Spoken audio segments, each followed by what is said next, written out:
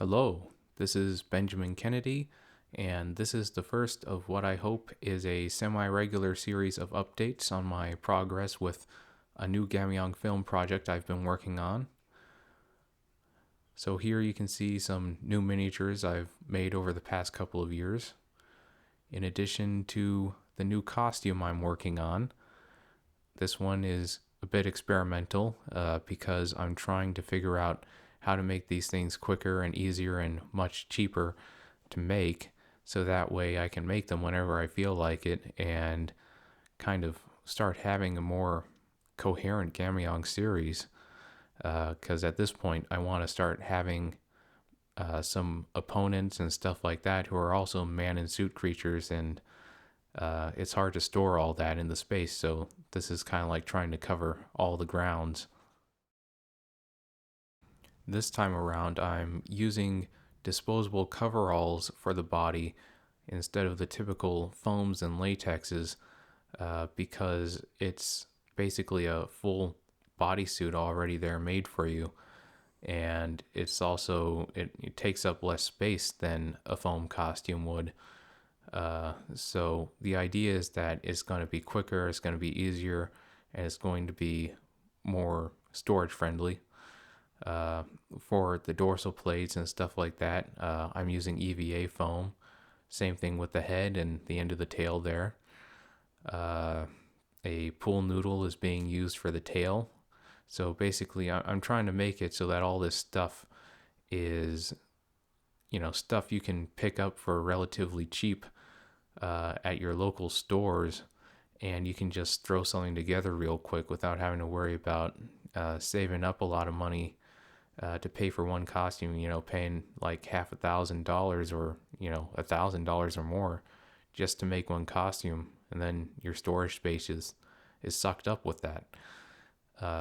So this is rather an important experiment to me. So what you just saw there was the head, and that gives the general impression of what I'm going for with this one. It's a much simpler take, and it's much less complicated, but I'm still trying to add some detail onto it and kind of treat it like a fine craft all its own.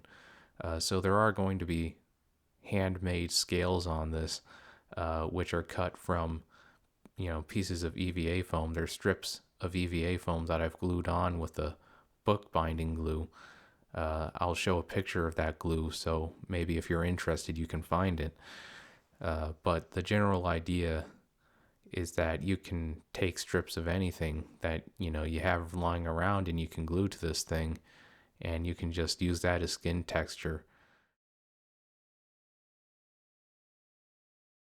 So this last step, which I just did here, was I used Bob Smith Industries foam and craft glue, and I just put that onto the tail end there, so I could glue it on to the pool noodle here. And I had to wait about 10 minutes before the glue was ready to apply, but I probably should have waited longer because you're going to see that I have a bit of trouble with it, and I have to go get a green screen clamp to hold it in place while it dries, because it didn't really adhere as instantly as I had expected it to. It took a bit, but it's still stuck on there, so it worked out in the end.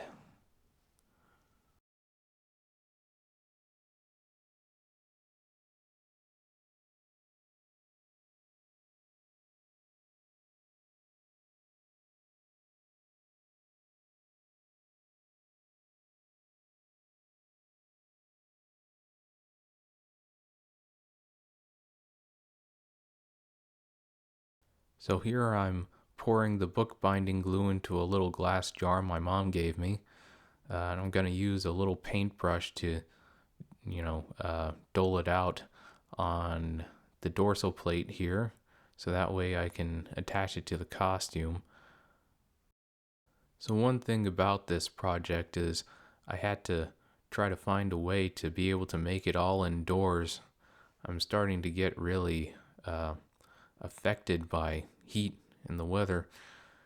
So I can't really withstand any more outdoor projects.